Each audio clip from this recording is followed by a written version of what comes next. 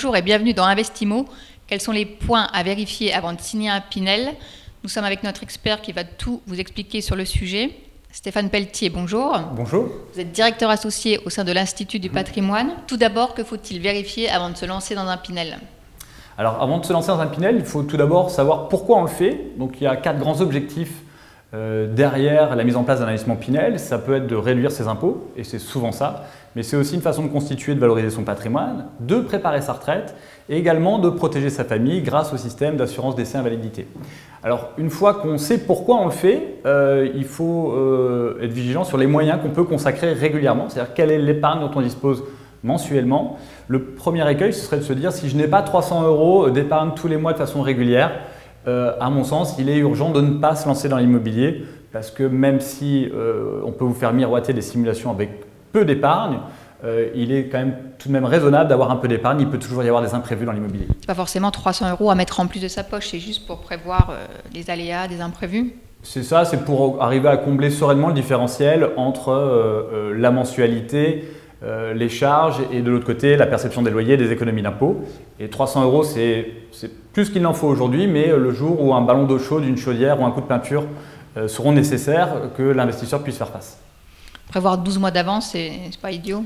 Alors prévoir 12 mois d'avance, c'est pas idiot, d'autant plus qu'on est sur un marché où globalement, en passant à l'action maintenant, on a de fortes chances d'être livré en 2017. Donc on a déjà, dès le début de l'investissement, 12 mois pour prévoir une trésorerie de secours. Donc, quels sont les autres points à vérifier? Alors les autres points, ils sont nombreux. Aujourd'hui, nous, on recense plus de 1850 résidences à la commercialisation actuellement éligibles au dispositif Pinel. Donc il y a des critères très simples, c'est de se dire déjà, est-ce que j'achète à moins de 5005 du mètre carré et est-ce que je vais réussir, en tenant compte des contraintes locatives, à louer à un prix de marché mon appartement. Voilà, donc le louer relativement proche du prix de marché et s'assurer que je suis dans une ville où les prix au mètre carré sont inférieurs à 5005. C'est le premier critère qui va permettre déjà d'enlever une partie du marché. En général, les loyers sont combien inférieurs par rapport au prix du marché? Alors quand on va être dans les grandes villes, grandes agglomérations type Toulouse, Nantes, Bordeaux, Lyon, Marseille, on va réussir sur du 2, 3 ou 4 pièces à louer quasiment le prix du marché. On va parfois devoir faire un geste et louer 5 à 10% en dessous du marché, mais on a cette potentialité d'avoir un locataire qui va rester plus longtemps et en ayant un loyer qui soit proche du prix de marché. Ce qui compte, c'est de louer tous les mois. Ce qui compte, c'est de le louer tous les mois. Souvent, et tout bien locatif va finir par se louer. La question, c'est est-ce que le loyer qu'on me fait miroiter est en phase avec le marché? Voilà. La loi Allure a prévu un coefficient multiplicateur au cas où, pour éventuellement augmenter un peu le loyer. Ouais. Il n'y a pas forcément un intérêt à l'utiliser. Alors, il va naturellement s'utiliser parce que ce coefficient, pour faire très simple, il nous dit que sur les investissements inférieurs à 37 mètres carrés, globalement, je vais pouvoir louer le plafond plus 20%. Je dirais simplement que sur des investissements inférieurs à 37 mètres carrés, il faut juste prendre en considération qu'il y aura plus de changements de locataire et que chaque changement de locataire peut créer une petite vacance et surtout des frais de recherche et de mise en place d'un nouveau locataire. Les investisseurs ont souvent tendance à regarder le meilleur rapport prix au mètre carré. Est-ce qu'il n'est pas plus judicieux de regarder d'abord le confort du locataire? Alors, je partage tout à fait cette réflexion parce que quand on est propriétaire occupant, on a cette culture en France de regarder un prix au mètre carré. Quand on est investisseur, à un moment donné, la clé de voûte du dispositif, c'est aussi qu'il soit bien loué dès le début et régulièrement. Et le locataire, lui, va plutôt regarder non pas une surface, mais un équipement, un confort de vie, un nombre de pièces. Donc, il faut arriver à faire le bon mix entre les deux. Et j'inviterai aujourd'hui à s'orienter plutôt sur des appartements équipés, voire suréquipés, pour satisfaire au mieux les locataires. Où les appartements se louent facilement et se revendent bien? Alors, ils se revendent bien quand on les a bien achetés et aujourd'hui plutôt dans les grandes villes.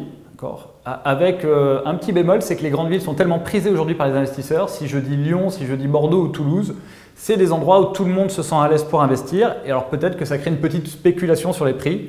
Ne pas hésiter à regarder des choses alternatives en première couronne de ces grandes villes. Bordeaux, la valorisation est derrière nous maintenant. Alors avec l'arrivée du LGV, il y a encore et toujours des coûts à faire parce que d'un promoteur à un autre, à 200 mètres d'écart, lors d'un lancement commercial, on peut saisir des opportunités. Les promoteurs ne gonflent pas trop leurs prix? Alors, ceux qui ont une tendance naturelle à gonfler leurs prix se retrouvent avec du stock mort proche de la livraison et n'ont d'autre choix que de faire des grosses remises. J'inviterai les internautes qui nous écoutent à plutôt regarder des débuts de commercialisation où là, des ajustements de prix, des erreurs de commercialisation peuvent faire profiter à des investisseurs de prix très attractifs. Est-ce que prendre une GLI, c'est important? Alors c'est plus qu'important, c'est indispensable, qu'on soit dans le neuf ou dans l'ancien.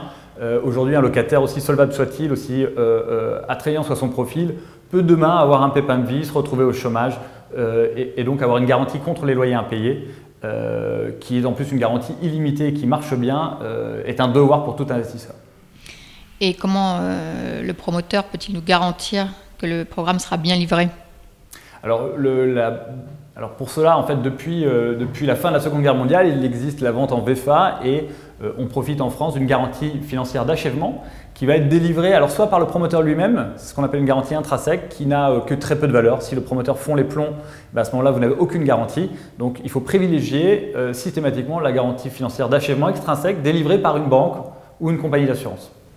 Quoi qu'il arrive, livrera le programme. Quoi qu'il arrive, cette compagnie, la banque assurera la livraison du programme ou si le pépin arrivait en début de commercialisation, remboursera l'intégralité des fonds à l'investisseur. Donc quel est l'avantage fiscal et sous quelles conditions peut-on y avoir droit? L'avantage fiscal en loi Pinel, ça va être de pouvoir réduire jusqu'à 6 000 € d'impôts par an. Et la règle, c'est 2% du prix d'acquisition du bien, frais de notaire compris, sous forme de réduction d'impôts. Alors attention, ça rentre dans le plafonnement global des niches fiscales de 10 000 €. Un dernier conseil, les investisseurs ont le choix entre une obligation de louer leurs biens à 6, 9 ou 12 ans. Que leur conseillez-vous? Je leur conseille d'avoir une vision long terme sur l'immobilier et donc systématiquement même de regarder des simulations à plus de 12 ans, plutôt 15 ou 20 ans, pour avoir une vision de ce qu'il se passera quand les économies d'impôts s'estomperont. Et 12 ans parce que finalement un cycle immobilier, c'est 10 ans maximum. Donc pour être sûr de récupérer sa valeur d'achat, il faut regarder l'immobilier sur au moins 10 ans et 21% d'économie d'impôt cumulée sur 12 ans, ça reste très intéressant, donc il ne faut surtout pas s'en priver. Stéphane Pelletier, merci. Je vous en prie, merci.